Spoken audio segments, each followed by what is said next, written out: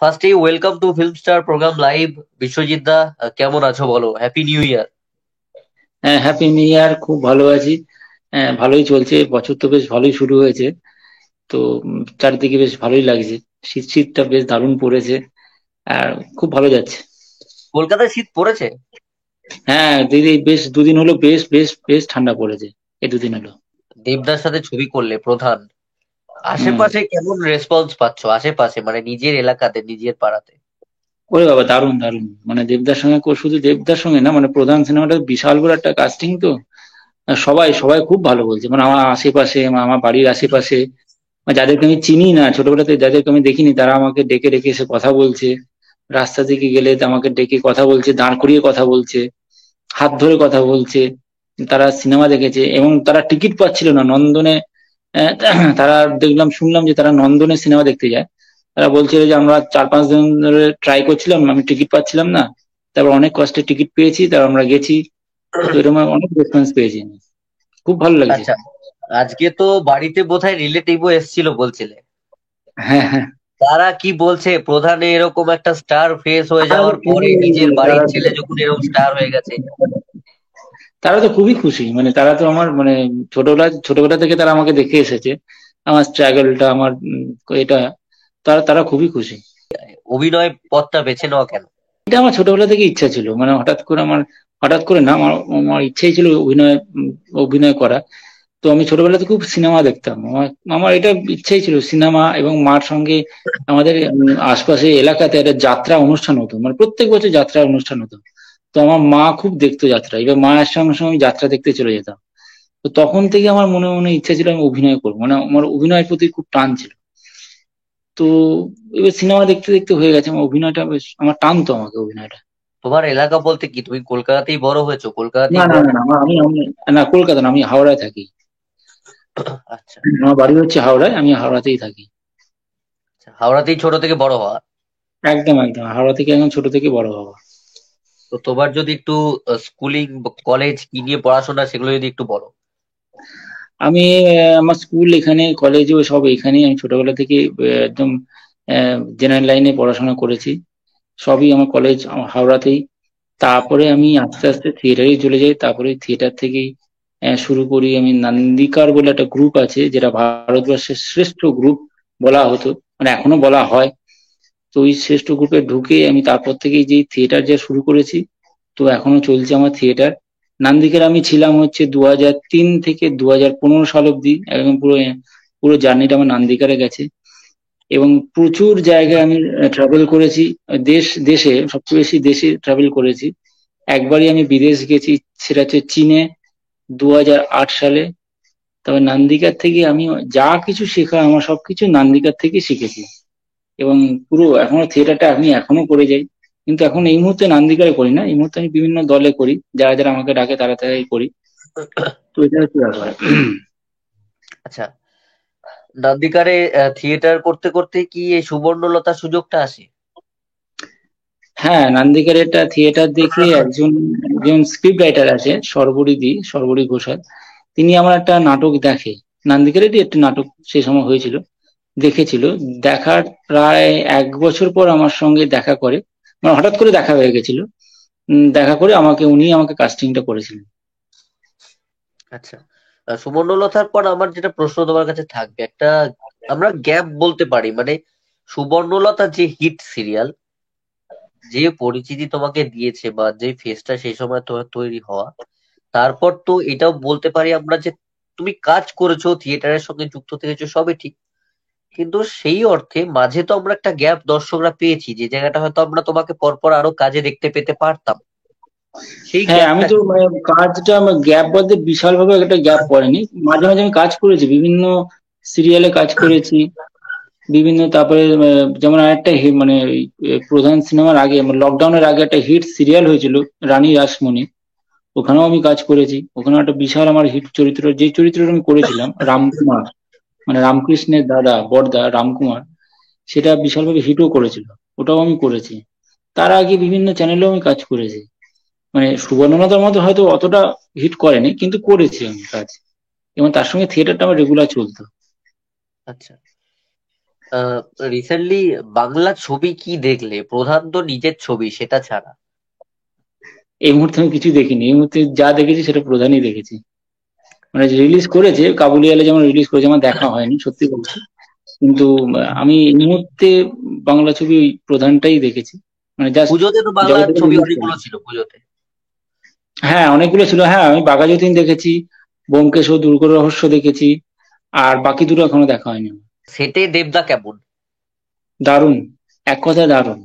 উনি শুধু দারুণ বলবো না, উনি আহ, যেরকম সবার সঙ্গে মেশেন, যেরকম সবার সঙ্গে কথা বলেন, মানে আমি তো ওনার কাছে একদম অপরিচিত ছিলাম, আমার সঙ্গে যেভাবে মিশেছেন, মনে হচ্ছে না আমার পাটা, আমার ছোটবেলা থেকে তাকে আমি দেখে আসছি, আমার বাড়ির পাশের একজন দাদা, সেরকম ভাবে ঠিক ওরকম ভাবে আমার সঙ্গে মিশেছে। এবং প্রত্যেকটা শট খুব নিখুঁত ভাবে দিত, যতক্ষণ না পারফেক্ট হচ্ছে ততক্ষণ উনি শটটা দিয়েই যেত। মানে একবারের জন্য ক্লান্তি বোধ আসতো না, বা একবারের জন্য নিজের উপর রাগ হতো না, কিন্তু শটটা পারফেক্ট দিত, তারপরে উনি ওকে করতেন। এবং খুবই ভালো ছিল, মানে খুবই সবার সঙ্গে মিশছে, সবার সঙ্গে হাসি ঠাট্টা করছে, খুবই ভালো। তা দেবদা কি অহংকারী? অহংকারী দেবদা? একদমই না, একদমই না, এটা যদি কেউ বলে থাকে তাহলে 100% ভুল কথা। একদমই অহংকারী নয়। উনি যে একদম বাংলার, উনি যে একজন ফিল্মের সুপারস্টার, একদম দেখলে বোঝাও যায় না, একদমই না। এটা আমি জোর গলায় বলতে পারি, উনি একদমই অহংকারী নয়। উনি একবারের জন্য সুপারস্টার নিজেকে মনে করেন না। দর্শক বলে, কিন্তু নিজেকে একদমই মনে করেন না। নিজেকে একদম সাধারণ অভিনেতা মনে করেন আমার মনে হয়। আমি নিজে দেখেছি সাধারণ অভিনেতা এবং সাধারণ মানুষ হিসেবে উনি মনে করেন। খুবই সবার সঙ্গে ভালোভাবে মেশেন, প্রত্যেকের সঙ্গে। প্রডিউসার দেব কেমন? রাগী? দারুণ খুবই। হ্যাঁ। রাগী ধমক টমক দেয়? কারণ কম সময় শুটিং শেষ করতে হবে, বাংলা ছবি, বাজেটের না না ব্যাপার না না রয়েছে। না না না না না না, একদমই না।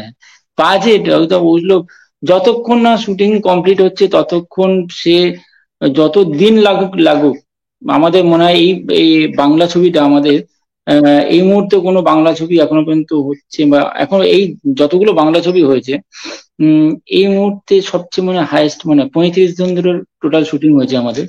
প্রায় 20 দিন ধরে তো আমরা আউটডোর ছিলাম, নর্থ বেঙ্গলে। তারপরে কলকাতায় এসে শুটিং হয়েছে। একবারের জন্য শুনিনি যে তাড়াতাড়ি শুটিং শেষ করতে হবে, টাইমের মধ্যে শুটিং শেষ করতে হবে, টেকনিশিয়ানদের পেমেন্ট করতে হবে, একবারের জন্য শুনিনি। না ট্রাভেল, আমরা প্রত্যেকটা জিনিস খুব সুন্দরভাবে পেয়েছি। যেমন গাড়ি পেয়েছি, যাতায়াত করে গাড়ি পেয়েছি, খাওয়া দাওয়া পেয়েছি, ভালো জায়গায় থাকতে পেরেছি। মানে দারুণ দারুণ, এক কথায় দারুণ, দারুণ বললেও কম হবে। আচ্ছা, প্রধানের সুযোগটা তোমার কাছে কিভাবে এলো? অফারটা কিভাবে এসেছিল?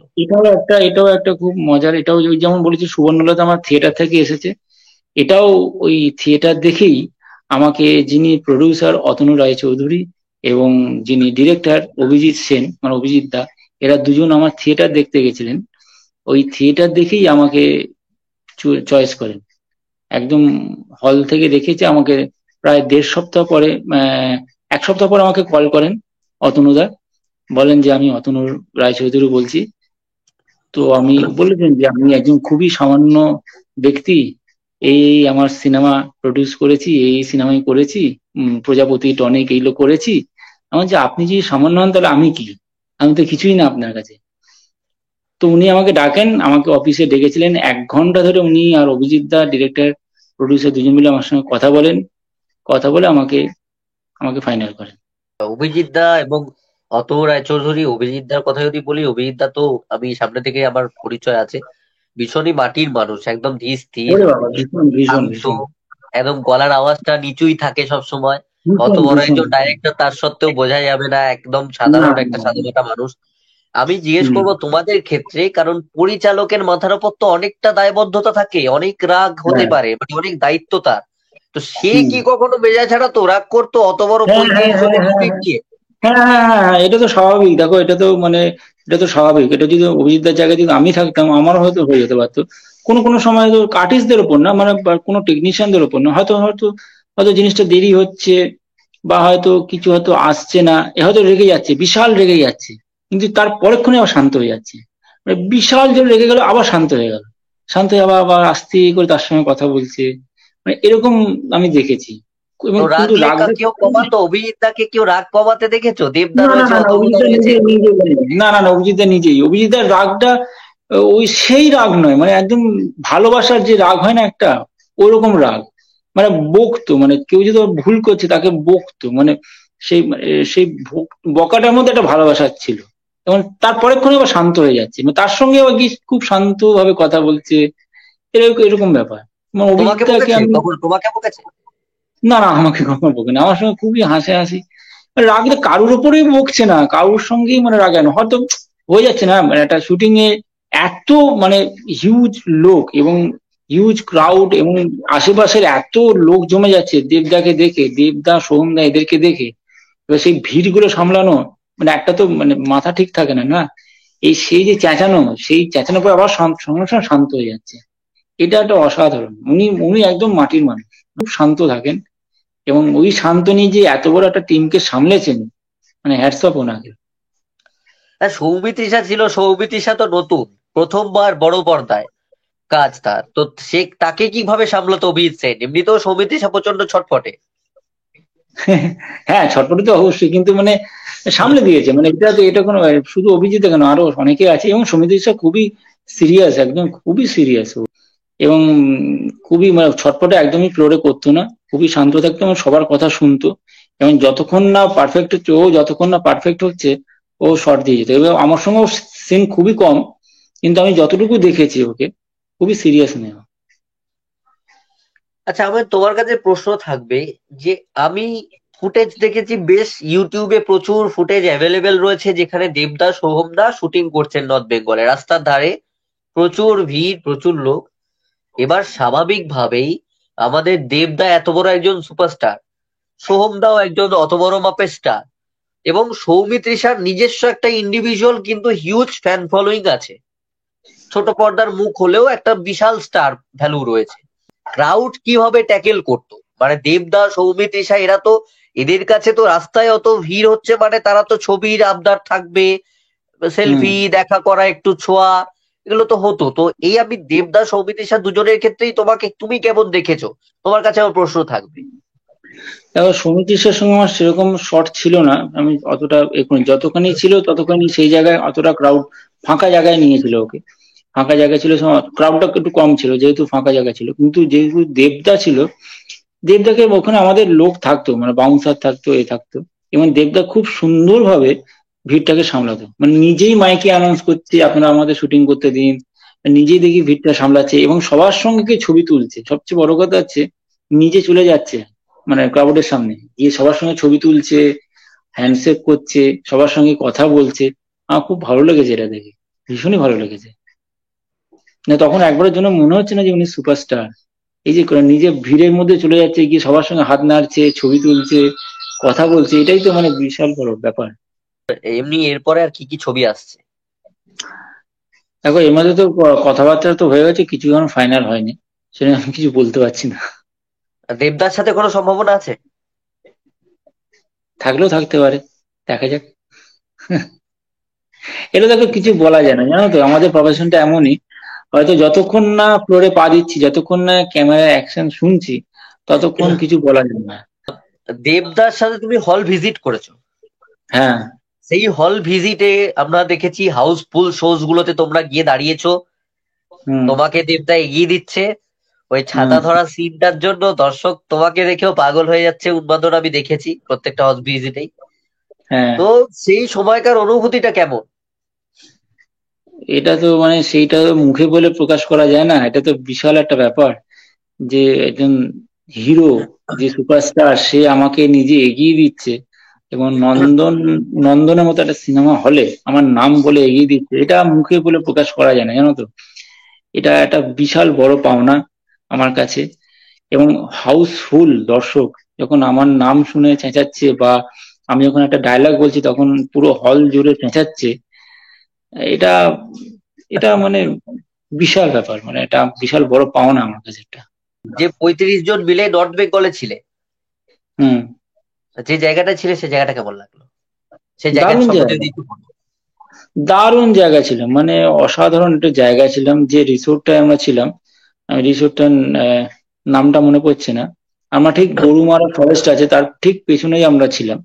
সকালে উঠে আমরা ময়ূর দেখতাম, আমরা রাত্রিবেলা হঠাৎ করে জানতে পারলাম যে এখানে আমাদের ঠিক আমরা যেখানে রয়েছি তার পাশেই রাত্রিবেলা হাতি ঢুকে পড়েছিল, মানে দাঁতাল যে হাতিগুলো, জঙ্গলের যে হাতি, তারা এসেছিল আমাদের ওখানে। প্রায় 18 ফুটের একটা সাপ দেখা গেছিল। তারপরে রাস্তা দিয়ে যখন শুটিং করতে যাচ্ছি, আমি সাপ, হঠাৎ করে একটা সাপ চলে গেল, দুদিকে জঙ্গল, তার মাঝখান দিয়ে রাস্তা, আবার যাচ্ছি এই করছি, তার দুদিকে চা বাগান, অসাধারণ একটি জায়গা ছিল। আমরা মেনলি ছিলাম চালসার, চালসা জায়গাটার নাম, ওইখানে ছিলাম। আর আমাদের শুটিং হতো মেটেলি বাজার, চালসা বাজার, এসব জায়গায় শুটিং, আর কালিম্পং, এসব জায়গায় আমার শুটিং হয়েছে। আচ্ছা, যখন শুটিং হতো, তোমরা আফটার প্যাক আপ কোথাও ঘুরতে গেছো বা কিছু করতে, মানে যে সময়টা ফ্রি না রয়েছে? না না, ঘুরতে কোথাও যায়নি, কারণ এমন ভাবে শুটিং আমাদের হতো যে সকাল 6:30টায় হয়তো কল থাকতো, 6টা 6:30টায় কল থাকতো, রাত্রি 11টা 11:30 12টা অব্দি কল চলতো, শুটিং চলতো। তারপরে ওই ক্লান্ত হয়ে ফিরে এসে হোটেলে শুয়েই পড়তাম, বা তখন আর মানে কোথাও ঘুরতে যাওয়া, কিন্তু মাঝে মাঝে গান বাজনা হতো, আড্ডা হতো। আমাদের যেখানে রিসোর্টটা ছিল সেখানে সুইমিং পুল থাকতো, যেদিন যেদিন শুটিং থাকতো না সেদিন আমরা সুইমিং পুলে নেমে পড়তাম, স্নান করতাম। এবং অসাধারণ একটি জায়গা। এবং হঠাৎ হঠাৎ করে রোদ রোদ উঠছে, এবং হঠাৎ হঠাৎ করে মেঘলা চলে আসছে, বৃষ্টি হয়ে যাচ্ছে, এবং প্রচন্ড রোদ ছিল। মানে আমরা প্রথমে ভেবেছিলাম যে ওখানে রোদ থাকবে না, ঠান্ডা থাকবে, কিন্তু তার একদমই উল্টো, প্রচন্ড রোদ। মানে প্রায় 42-43 ডিগ্রি তাপমাত্রায় আমরা শুটিং করেছি ওখানে। প্রচন্ড কষ্ট হয়েছিল, মানে প্রচন্ড গরম ছিল। এবং তার মাঝে মাঝে হঠাৎ করে বৃষ্টি এসে যাচ্ছে, এবার যে বৃষ্টি আসছে শুটিং অফ হয়ে যাচ্ছে, আবার যখন রোদ উঠছে তখন দৌড়ে দৌড়ে গিয়ে শুটিং করছি, এরকম ব্যাপার ছিল। আচ্ছা, সাপটার বিষয়ে জিজ্ঞেস করব। সেই সময় সাপটা যেহেতু আমাদের এমএলএ এমপি দুজনই রয়েছে, তো সেই সময় সাপটারকে নিয়ে কিন্তু একটু কন্ট্রোভার্সি হয়েছিল। বেশ কয়েকজন কর্মীকে দেখা গেছে যে তারা ওই গায়ে পা ফা দিয়ে কিছু ছবি ভাইরাল হয়, এবং সোহমদাও ছবি তুলেছিলেন। হম। তো সেটার পরে যখন ভাইরাল হলো, যখন সোশ্যাল মিডিয়া আসার পর বিষয়টা নিয়ে কথাবার্তা হতে শুরু করলো, তারপরেও তোমরা ওখানে সাউথ বেঙ্গলে থেকেছো। তো তারপর সেইটার পর তোমাদের টিমের কি রিয়াকশন ছিল? সেরকম কোনো রিয়াকশন ছিল না, দেখো সবাই ওখানে শুটিংটা নিয়ে ব্যস্ত ছিল, ওখানে মেন ফোকাসটা ছিল শুটিং করা। এবং ওখানে একটা টাইম ছিল, যে টাইমটার মধ্যে আমাদের শুটিংটা কমপ্লিট করতে হবে, সেটা নিয়েই ব্যস্ত ছিল সবাই, সেই জন্য ওইটা নিয়ে আর মানে কেউ কিছু অতটা হয়নি। কারণ সবার মেন ফোকাস ছিল শুটিংটা, তাই না, তাড়াতাড়ি কমপ্লিট হয়।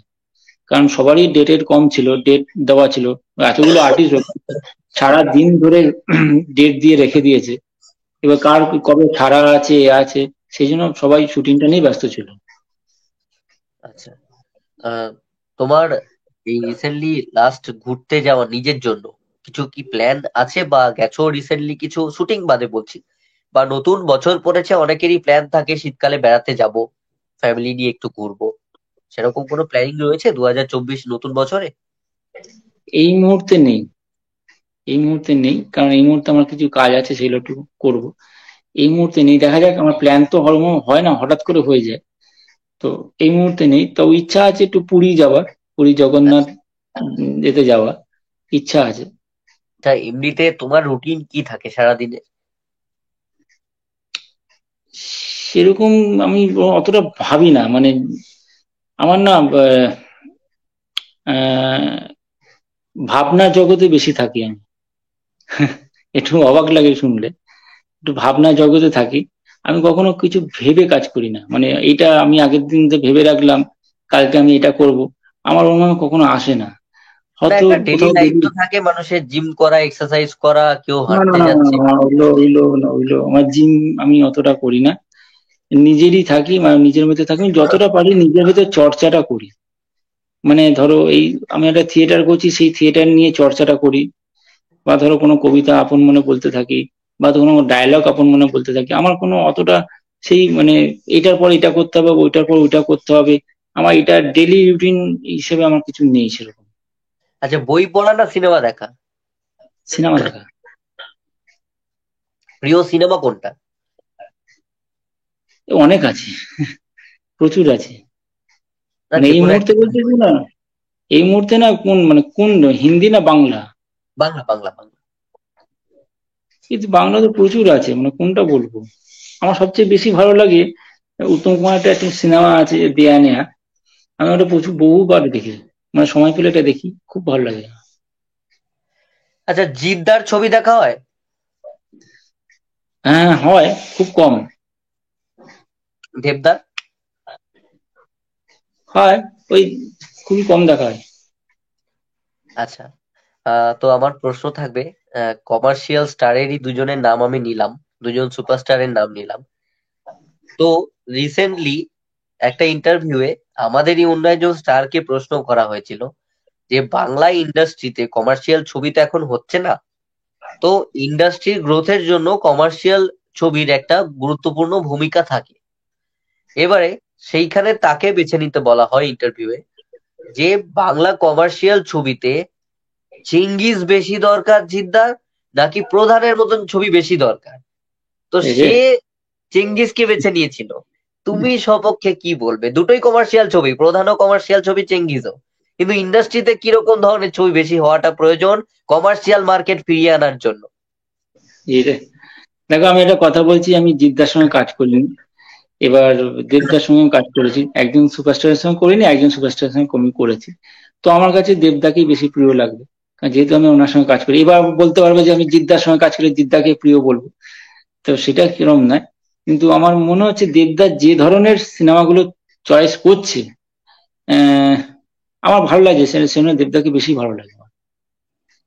আচ্ছা, বাড়িতে কি দেবের ফ্যান বেশি না জিতের ফ্যান বেশি? দুজনেরই ফ্যান বেশি। একজন তো একটু এগিয়ে থাকবে।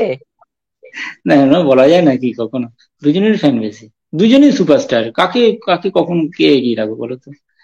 হ্যাঁ, কেউ একজন একজন ভালো ভালো গল্প নিয়ে আসছে, বা দুজনই ভালো গল্প নিয়ে আসছে, কিন্তু কেউ অন্যরকম নিয়ে আসছে সেন, দুজনেই ফ্যান বেশি।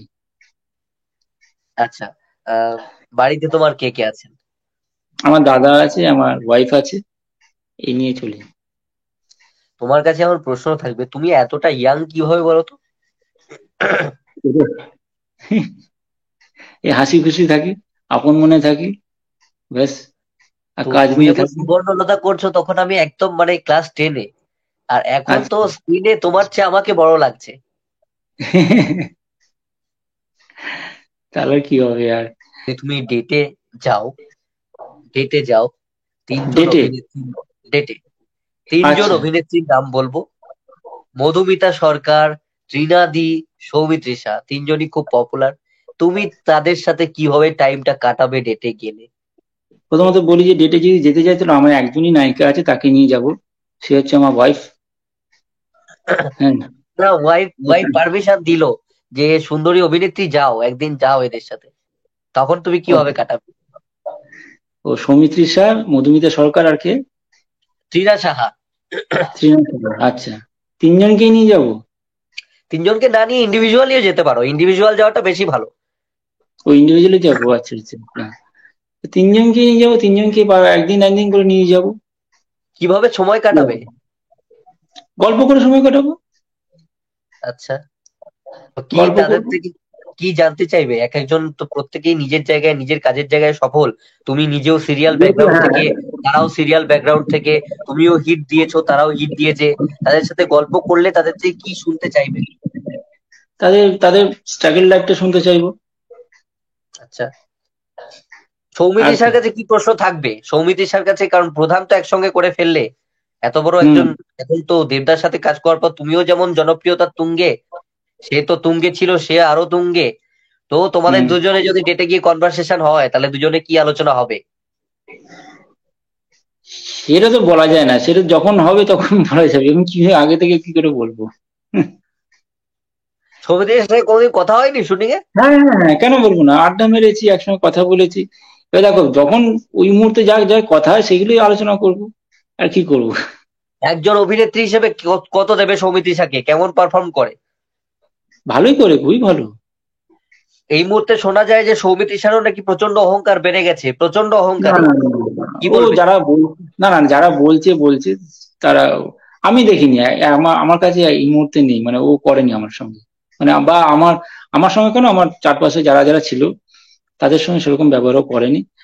সে, আমি জানি না এটা কারা বলছে ওকে অহংকারী, আমি জানি না, মানে আমি দেখিনি। আচ্ছা, আমার মতে আমাদের ইন্ডাস্ট্রিতে ওভার রেটেড কোন অভিনেতা যদি থাকেন, ওভার রেটেড। ওভাররেটেড বলতে কি বলবেন, রেমুনারেশন? না না, আমি বলছি যে হয়তো সে অভিনেতা হিসেবে বা অল ওভার তিনি হয়তো 10-এর মধ্যে 5 পাওয়ার যোগ্য, কিন্তু দর্শকের মাতামাতিরা তাকে 10-এর মধ্যে হয়তো 8 করে দিচ্ছে, বা একটু বেশি তাকে নিয়ে হয়তো লাফালাফি হচ্ছে, অতটা হয়তো যোগ্য নয়। হ্যাঁ, বুঝতে পেরেছি, কি হয়েছে তাতে? সেটা তোমাকে আমি জিজ্ঞেস করছি, সেরকম অভিনেতা কে তোমার মতে? এই রে, এগুলো তো খুব কঠিন প্রশ্ন করছি। সবই কঠিন, সবই কঠিন, কিন্তু তুমি সব ডিপ্লোম্যাটিক ভাবে অ্যান্সার দিচ্ছ। এগুলো খুব কঠিন প্রশ্ন করছিল। দেখো, এগুলো কি করে বলবো, এগুলো বলা যায়? দর্শক যাকে পছন্দ করছে, দেখো আমাকে তুমি পছন্দ করছো, এরকম হতে পারে আমাকে হয়তো কেউ পছন্দ করেনি, হতেও পারে। 10-এর মধ্যে 10 জন দর্শকের মধ্যে কেউ ধরো 6 জন আমাকে পছন্দ করছে, বাকি 4 জন করছে না। তো সেরকমই হয়তো কারোকে, কোনো একটা হিরোকে ধরো কেউ 10-এর মধ্যে 8 দিচ্ছে, কেউ হয়তো 4 দিচ্ছে, কেউ হয়তো 5 দিচ্ছে। এগুলো দর্শকের উপর নির্ভর করে, মানে আমি কি, আমি এখানে কেউ না। আমিও যখন তার সিনেমা হয়তো দেখছি, তার ছবি হয়তো দেখছি, তার কাজ হয়তো দেখছি, তখন আমিও একজন দর্শক। তাকে হয়তো আমি 5 দিলাম বা 8 দিলাম বা 4 দিলাম, 10-এ 10 দিলাম, হতেও পারে। ছোট থেকে কোনো কিছু শেখা এমন যেটা তোমার নাচ গান কিছু বাড়িতে শেখা হয়েছিল? ছোটবেলা থেকে গান শিখতাম, এবং আমি গানটা এখনো গাওয়া হয়? না, এখন সিনেমা করা হয় না। এবং আমি যে গ্রুপে ছিলাম, সেই গ্রুপে আমি প্রচুর থিয়েটারের জন্য, অভিনয়ের জন্য, শুধু থিয়েটার না, অভিনয়ের জন্য আমি অনেক কিছু শিখেছিলাম। যেমন আমি আহ, আহ, ছৌ ডান্স শিখেছিলাম, ময়ূরভঞ্জ ছৌ, এটা আমি শিখেছিলাম। এবং আমি সালসা শিখেছিলাম, ওয়েস্টার্ন শিখেছিলাম। এগুলো আমি শিখেছিলাম, মানে শুধু ডান্সটা আমি শিখে, তো কত্থক শিখেছিলাম। এগুলো আমি শুধু থিয়েটারের জন্য, আমি শুধু অভিনয়ের জন্য আমি শিখেছিলাম আমার গ্রুপে। তোমাকে আমি কয়েকটা নাম বলবো, হ্যাঁ, তাদের থেকে যদি কিছু জিনিস তুমি নিতে চাও যেটা তোমার ভালো লাগে, তাদের থেকে তুমি অ্যাডপ্ট করতে চাও, সেই অভিনেতাদের থেকে, তো আমি ফার্স্টেই জিদ্দার কথা বলবো। কোনো একটা জিনিস যেটা তোমার ভালো লাগে তুমি সেটা নিতে চাও যদি সুযোগ পাও। যে হিরোইজম, আমি জিদ্দাকে সামনাসামনি দেখেছি। তার যে অ্যাটিচিউড, তার যে ব্যক্তিত্ব, আমার ওটাকে খুব ভালো লাগে। দেবদা। মানুষ, তার যে এই সরলতা, আমার ওটা খুব ভালো লাগে। দেবদার থেকে সেই সরলতাটা আমার আমার টানে আমার। অঙ্কুশ দা। ওর কিছু কিছু কমেডি আমার খুব ভালো লাগে, যেগুলো কমেডি করে। আমি ওর অ্যাঙ্কারিংটা দেখেছি, ওর অ্যাঙ্কারিং যে কমেডি গুলো করে আমার বেশ ভালো লাগে। আবির দা। আবিদের স্ক্রিন প্রেজেন্ট আমার খুব ভালো লাগে, যে যে তাকিয়ে যে হাসি, আমার খুব ভালো। এবং আবির তার একটা গালে এখানে একটা কি একটা আছে একটা, আমার ওটা বেশ ভালো লাগে। আচ্ছা, ডান অনির্বাণ, অনির্বাণ ভট্টাচার্য। গান, আচ্ছা। ওর গানের গলা খুব ভালো। আর তুমি হয়তো তুমি ওর, জানি না তুমি হয়তো দেখেছি না, ওর যে প্রথম যে থিয়েটারটা আমি দেখেছিলাম, সেখানে একটা গান গাইতো, আমার খুব খুব ভালো লেগেছিল, ভীষণ ভীষণ। ও কিন্তু রীতিমতো দারুণ গায়ক একজন, ভীষণ ভালো গায়ক এবং সুরকারও। আচ্ছা, বাংলাতে যদি আমি বলি অ্যাকশনটা বেশি কার সাথে যায়?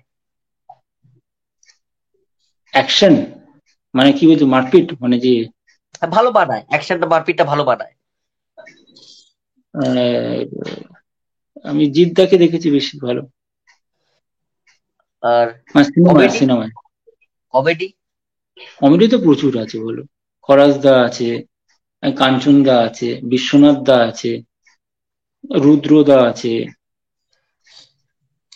ডান্সার। দেবদা। যদি আমি সিরিয়ালি ওই তিনটেটা আমি বলবো, যদি সাজাতে বলি জনপ্রিয়তার দিক থেকে, তুমি 1, 2, 3 করে তোমার মতন সাজাবে, সৌমিত্রিষা, ত্রিনাদি এবং মধুমিতা সরকার। তুমি সিরিয়ালি সাজিয়েও অভিনয়ের দিক থেকে, অভিনয়ের দক্ষতার দিক থেকে, তুমি তো স্ক্রিনে ওদেরকে দেখেছো, কাছ থেকে তো অনেক কি দেখেছো আশা করি। অভিনয় দক্ষতার দিক থেকে 1, 2, 3 করে যদি এদের তিনজনের মধ্যে সাজাতে বলা হয়। তিনজনে তো ভালো অভিনেত্রী। এটাও ডিপ্লোম্যাটিক হয়ে গেল। এবার সাজাতেই হবে, তিনজনের মধ্যে এবার সাজাতেই হবে 1, 2, 3 করে। তিনজনই ভালো অভিনেত্রী, না, তিনজনের অভিনয় আমি দেখেছি। একে কে, একে কে, একে কে, দুয়ে কে, তিনে কে? এগুলো তো বলা খুব কঠিন। এগুলো তো মানে তিনজনই দেখো খুবই ভালো অভিনেত্রী, এবার এক দুই তিন করে কিছু হয় না। না, অ্যাকর্ডিং টু ইউ, তোমার তোমার অনুযায়ী তুমি দেখো ভালো আমি তো বলতেই পারো। জাজ নই, আরে দেখো আমি তো জাজ নই যে এক দুই তিন করে দাদা, লিখে দেবো। প্রত্যেকটা মানুষের একটা ভালো লাগা আছে, প্রত্যেকটা মানুষের। সেটা সবাই তো, ভালো, সেটা তো আমার সেই জন্য ব্যক্তিগত। ওরা ওই প্ল্যাটফর্মে আছে। কিন্তু একটা তোমার তো পার্সোনাল ওপিনিয়ন পারসেপশন একটা থাকবেই, সেই মতন তুমি বলতেই পারো এটা। ঠিক আছে, এক দুই তিন করে হয় না, আমি তাহলে এই অনুযায়ী বলছি যে আমার কাছে প্রথম লাগে সৌমিত্রিষা, তারপরে মধুমিতা, তারপরে তৃণা। আচ্ছা, আর জনপ্রিয়তাতে যদি social media, based on social media যদি আমি বলি, একই একই একই একই যা বললাম তাই সেটাই। সোশ্যাল মিডিয়া অ্যাক্টিভ থাকা হয়? মাঝে মাঝে থাকি। আচ্ছা। কারণ আমি নিজের চোখে দেখেছি সৌমিত্রিষা প্রচন্ড জনপ্রিয়তা আছে, প্রচন্ড। আম, কোনো অভিজ্ঞতা কিছু সেরকম যেটা চোখে দেখা তোমার? এইটা আমি নিজের চোখে দেখে প্রিমিয়ারে গেছি, ওর প্রচন্ড জনপ্রিয়তা, তো বাইরে শুটিং করলাম এতদিন ধরে, ওর জনপ্রিয়তা দেখেছি আমি প্রচুর। ফ্যান্সরা কি দেখা করতে আসতো হ্যাঁ ওখানে ওর হ্যাঁ হ্যাঁ সাথে? হ্যাঁ হ্যাঁ হ্যাঁ হ্যাঁ, মানে শুটিং এর সময় আসতো, শুটিং এর সময় সব ভিড় হয়ে থাকতো, আমি দেখেছি। অ্যাকচুয়ালি অ্যাক্টর কাম এমপি হিসেবে তো আমাদের বাংলা ইন্ডাস্ট্রি থেকে অনেকেই রয়েছেন। সেটা আমি দেবদা বলি, মিমিদি বলি, সায়ন্তিকা দি বলি, নুসরাত দি বলি। তোমার এদের মধ্যে বেস্ট কাকে লাগে? বেশ তো দেবদা। এবার এদের একেবারে মধ্যে যদি দেবদা। সিমিলারলি আমি বলি র্যাঙ্ক করতে, আরে বাপ। আমি যে চারটে নাম বললাম, চারজনের মধ্যে তুমি যদি তোমার সিরিয়ালি তুমি সাজাও তোমার পছন্দের এমপি হিসেবে, অভিনেতা কাম এমপি, তুমি তোমার দেবদা। পছন্দ অনুযায়ী বলতেই পারো, তুমি তোমার হ্যাঁ আমি পছন্দ প্রথম অনুযায়ী অনুযায়ী বলতেই পারো। বলছি, আমার প্রথম অনুযায়ী বলছি, আমি দেবদা, মিমি, নুসরাত, সায়ন্তিকা। আচ্ছা, অভিনেত্রী কোনো কেউ এমন বাংলা সিনেমার যাকে দেখে তোমার প্রচন্ডই আর কি ভালো লাগে, স্ক্রিন প্রেজেন্স এমন কেউ আছে? সিরিয়ালের হতে পারে, সিরিয়ালের আসলে কি এই সময়কার না পুরোনো সময়? এই সময়টা। যদি পুরোনো সময় হয় তাহলে বলবো সাবিত্রী চ্যাটার্জি।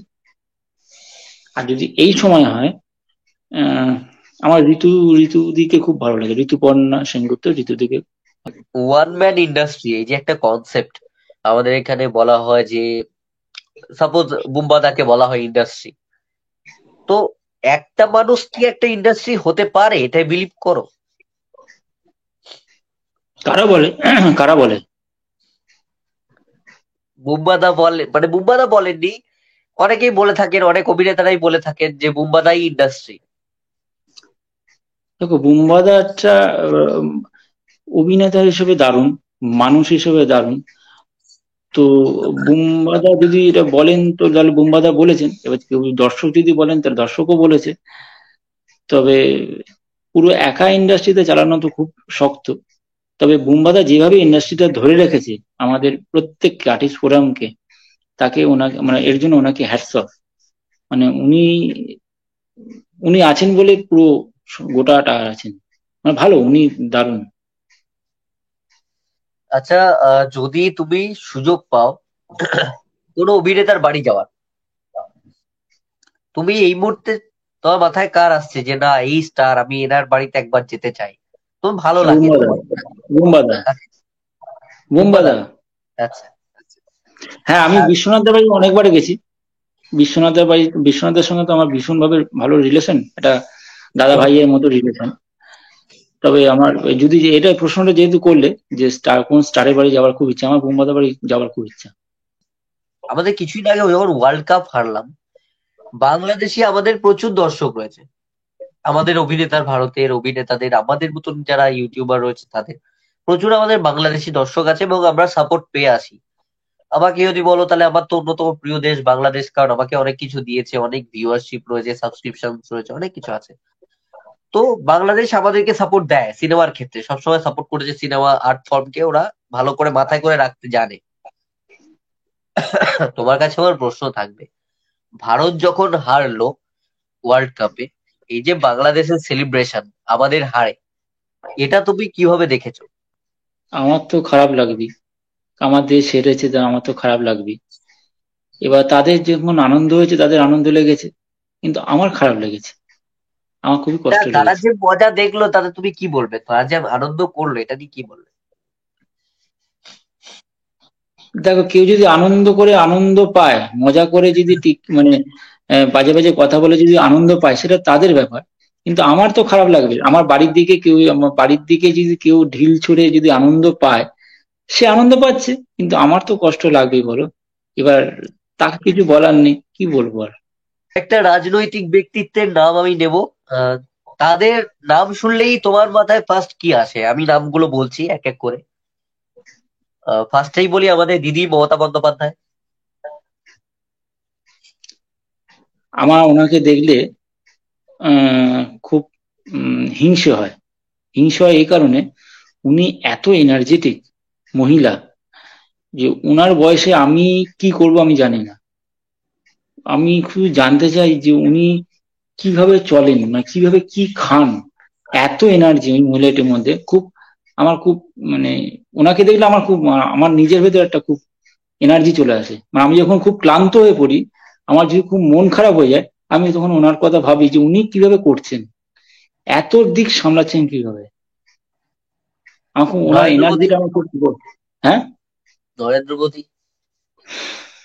ওনার ধ্যান,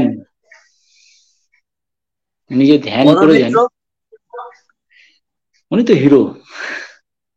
খুব রসিক মানুষ, অনুব্র- খুব হিরো। হুম। অনুব্রত মন্ডল। খাদ্য রসিক। বাবুল সুপ্রিয়। বাবুল সুপ্রিয় নাম শুনলে দিলীপ। কাহানা প্যারের কথা মনে পড়ে। হিন্দিতে তোমার ফেভারিট অ্যাক্টর কে? হিরো। হিরো, হিরো তো শাহরুখ খান। আচ্ছা। যদি অ্যাক্টর, যদি অভিনেতা বলা হয় তাহলে বলবো নাসিরুদ্দিন শাহ, ওম পুরী, তারপরে ইরফান খান, নওয়াজুদ্দিন, পঙ্কজ ত্রিপাঠী, এইসব। এই সুপারস্টার শব্দটা, সুপারস্টার বলতে ডেফিনেশন তোমার কাছে কি? সুপারস্টার ডেফিনেশন হচ্ছে যাকে দেখে টিকিট বিক্রি হবে সেই সুপারস্টার। আচ্ছা। তো যেমন বাংলাতে। অমিতাভ বচ্চন, শাহরুখ খান, যেমন ওই অ্যানিমেলে এখন রণবীর কাপুর, বা যেমন তোমার ববি দেওয়াল যেমন খুব হিট করে গেল অ্যানিমেল থেকে, বা আগেও হিট ছিল, এখন আবার হিট করে গেল। আর যাকে দেখে টিকিট বিক্রি হবে, পরিষ্কার কথা, সেই সুপারস্টার। বাংলাতে। দেবদা, জিদ্দা, বুম্বাদা, আগে আচ্ছা। যারা বলো, চিরঞ্জিত দা, তাপস পাল, তাপস পাল দা, সুপারস্টার। আচ্ছা, মানে এখন বেশ কিছুদিনের আগের অভিনেত্রী, তার বক্তব্য দেবদা নাকি সুপারস্টার নয়। তা আমি নাম নিচ্ছি না তার। তো তুমি এটার সাথে কি এগ্রি করছো? সেই যে বললাম যে যে কেউ যদি আমার বাড়িতে যদি ঢিল মেরেছে, সে যদি আনন্দ পায়, সেটা তাহলে তার ব্যাপার। হ্যাঁ, এটা দর্শক বিচার করে। আমি তো নিজের চোখে দেখলাম, এটা দর্শক বিচার করে, সেই জন্য সে সুপারস্টার। আমি বললেই যে সে সুপারস্টার বা সে সুপারস্টার নয়, সেটা তো একদমই নয়। দর্শক বিচার করে, দর্শক তাকে বানিয়েছে, তাই। তুমি যে কাস্টিংটার সাথে কাজ করেছো, তাদের উদ্দেশ্যে সব শেষে, ইন্টারভিউ এর শেষে, তোমার তরফ থেকে কিছু একটা মেসেজ বা কিছু তাদের নিয়ে তুমি বলো। এটা আমার রিকোয়েস্ট। সেটা হচ্ছে, ফার্স্টই তো থাকবে, দেবদাকে নিয়ে অনেক কিছু বলেছো, বাট দেবদার জন্য যদি তোমার তরফ থেকে কোনো মেসেজ থাকে। অবশ্যই দেবদাকে এবার আমি অনেক ধন্যবাদ জানাবো যে আমাকে সুযোগ করে দিয়েছে, তার সঙ্গে আমার স্ক্রিন শেয়ার করতে পেরেছি। সেই যে এত বছর ধরে একজন সুপারস্টার হয়ে আসছে, তাকে মানে আমি তার কাছে কৃতজ্ঞ, মানে তার কাছে, দেব এন্টারটেনমেন্ট ভেঞ্চারের কাছে, এবং কৃতজ্ঞ বেঙ্গল টকিজ, যে অতনু রায়চৌধুরী প্রডিউসার, এবং অভিজিৎ দার কাছে, অভিজিৎ দা ডিরেক্টর, তাদের কাছে কৃতজ্ঞ। আমাকে থিয়েটার থেকে আমাকে ডেকে নিয়ে গিয়ে আমাকে সিনেমাটা সুযোগ দিয়েছে, আমার থিয়েটার দেখেছে বলে। এবং আমি পুরো টিমের কাছে কৃতজ্ঞ, যারা সব অভিনেতা, যেমন খরাজ দা, কাঞ্চন দা, অম্বরীশ দা, বিশ্বনাথ দা, নীল দা, সোহম দা, আহ, তারপরে কনিনিকা দি, মমদি, পরাণ দা, পরাণ জেঠু, মানে এনাদের সঙ্গে আমি স্ক্রিন শেয়ার করেছি, এটা আমার কাছে বিশাল ব্যাপার। পরাণ জেঠুর সঙ্গে এবং মমদির সঙ্গে, এটা বিশাল ব্যাপার। দেব এন্টারটেনমেন্ট ভেঞ্চার এবং বেঙ্গল টকিজ এর কাছে আমার এটাই, যে আমার কাজ যদি ভালো লেগে থাকে, তাহলে আমি আবার সুযোগ পাবো, বা তারা যদি মনে করে আমাকে সুযোগ দেওয়া, তো দেবে। এটাই অভিজিৎ আমার দা, message। অভিজিৎ দাকে। ওই তো মানে বেঙ্গল টকিজ, অভিজিৎ দা এবং অতনু দা অতুল রায়চৌধুরী। এবং আচ্ছা, সোহম অতনু দা? রায়চৌধুরী। সোহম দা? না না, সোহম দা সবাই আছে, সবাইকেই বলছি, সবার উদ্দেশ্যে আমি বলছি, পুরো টিমটা, পুরো প্রধানের টিমের কাছে, মানে তাদের কাছে আমি প্রচন্ড রকম কৃতজ্ঞ। মানে শুধু ওরা না, শুধু অভিনেতারা না, আমি একটা কথা বলি যে এখানে আরো আছে যারা টিম মেম্বার প্রধানের, যেমন আমি নাম ধরে বলছি, ইন্দ্রাবতী, রম্মানী, বা যারা টয়, অভিক, এরা হচ্ছে পুরো ডিরেক্টোরিয়াল ডিপার্টমেন্টে ছিল। মানে এরা এত রকম ভাবে সাহায্য করেছিল, তাই জন্য এই প্রধান সিনেমাটা হতে পেরেছে। মানে তাদের জন্যই একদম, তারা বিশাল ভাবে খেটেছে, বিশাল পরিশ্রম করেছে। মানে তাদের কাছেও আমি কৃতজ্ঞ। সোশ্যাল মিডিয়ায় কোন প্ল্যাটফর্মে বেশি অ্যাক্টিভ থাকো? ফেসবুক। খেতে কি ভালোবাসো? নর্মাল ভাত, ডাল, মাছ। আমি বেশি বাইরে থাকলে চাউমিনটা বেশি পছন্দ করি, কিন্তু বাড়িতে ভাত, ডাল, মাছ, এইটাই। রান্না করতে পারো? না, ওটাই একমাত্র পারি না। শুধু চা কফি করতে পারি, ম্যাগি করতে পারি, বাকি আর কিছু পারি না। ইদানিং আমি বাজার করি, মানে এটা হয়েছে, শুরু হয়েছে লকডাউনের পর থেকে আমি এটা শুরু করেছি, কিন্তু তার আগে আমি করতে পারতাম না। দেবদার দেখা কোনো প্রিয় সিনেমা? বাঘাযতীন বেশ ভালো লেগেছে। তোমার যে দর্শকরা রয়েছে, সাবস্ক্রাইবার্স রয়েছে, এবং তোমার যারা কাজ পছন্দ করেছে, ভালোবেসেছে, তাদের উদ্দেশ্যে যদি কিছু একটু বলে দাও। তাদের উদ্দেশ্যে বলি যে তারা আমাকে যে পছন্দ করেছে, আমাকে ভালোবেসেছে, আহ তাদেরকে অনেক অনেক অনেক ধন্যবাদ। এইভাবে পাশে থাকবেন, আরো আরো কাজ দেখুন, আমি চেষ্টা করব আরো ভালো ভালো কাজ নিয়ে আসতে। এবং প্রধানের পাশে থাকুন, প্রধান আরো বেশি করে দেখুন। এবং আমি যারা যা যে কাজ করব, বিভিন্ন আমার আমার যেসব কাজ তারা দেখে এসেছেন, আমাকে ভালোবেসেছেন, তাদের জন্য তাদের কাছে অসংখ্য ধন্যবাদ। এবং খুব ভালো থাকবেন, খুব নমস্কার, আমার নমস্কার, বড়দেরকে নমস্কার, ছোটদেরকে ভালোবাসা। খুব ভালো থাকবেন তারা। এই চ্যানেলটা সাবস্ক্রাইব করবেন, চ্যানেলটা শেয়ার করবেন প্রচুর রকম ভাবে। আর এই চ্যানেলটা অবশ্যই দেখবেন, খুবই ভালো চ্যানেল। সাবস্ক্রাইব করবেন, অবশ্যই সাবস্ক্রাইব করবেন, আমাকেও দেখবেন, প্রধান সিনেমা দেখবেন, এই চ্যানেলটাও সাবস্ক্রাইব করবেন। থ্যাংক ইউ সো মাচ দা, থ্যাংক ইউ, অনেকটা সময় দিয়েছো, thank you so much. Thank you, thank you, তোমাকে অনেক থ্যাংক ইউ, তোমাকে ভালো থেকো। আর ওই চ্যানেলটা আরো এগিয়ে নিয়ে যাও, আর অনেক দূর এগিয়ে নিয়ে যাও। তোমারও একদিন কেউ হয়তো ইন্টারভিউ নেবে, তোমার তুমি ফেমাস হবে, এটাই আশা করি, এবারে ভগবানকে যেটাই প্রার্থনা করি। খুব ভালো থাকো তুমি।